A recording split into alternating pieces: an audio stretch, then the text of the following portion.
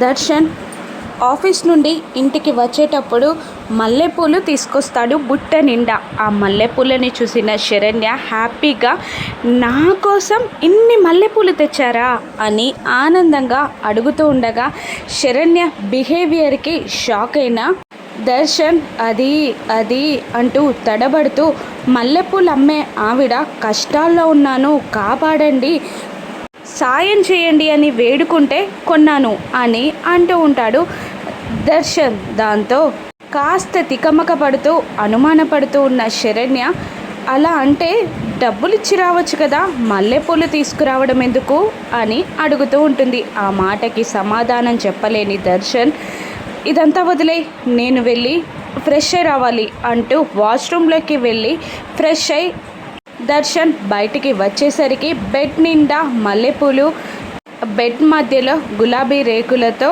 Love symbol వేస్తుంది శరణ్య. అది చూసి దర్శన్ షాక్ అవుతాడు. ఏంటిదంతా అని దర్శన్ అడుగుతుండగా శరణ్య అది అని ఏదో చెప్పబోతుండగా, బెడ్ గుచ్చి కాదు నీ బిహేవియర్ గుచ్చి అని అంటూ ఉంటాడు దర్శన్. దాంతో శరణ్య సిగ్గుపడుతూ ఉండగా, మనిద్దరం ఫ్రెండ్స్ అని చెప్పాను కదా అంటుంటాడు దర్శన్. అదేంటండి, తాళి కట్టిన తర్వాత కూడా ఫ్రెండ్స్ అనడం ఏంటండి అని అంటూ ఉంటుంది శరణ్య. మనిద్దరికి ఆ తాళే అడ్డమైతే ఆ తాళిని కూడా నేను తీసేస్తాను అని అంటుంటాడు దర్శన్. ఆ మాటకి ఏడుస్తూ ఉంటుంది శరణ్య. ఈ మాటలన్నీ విన్న ఆనంద కూడా షాక్ అయి కోపంతో రగిలిపోతూ ఉంటుంది. ఇక దర్శన్ బిహేవియర్ని శరణ్య, ఆనంద కలిసి ఏ విధంగా మారుస్తారో రాను ఎపిసోడ్స్లో చూద్దాం. Thank you for watching.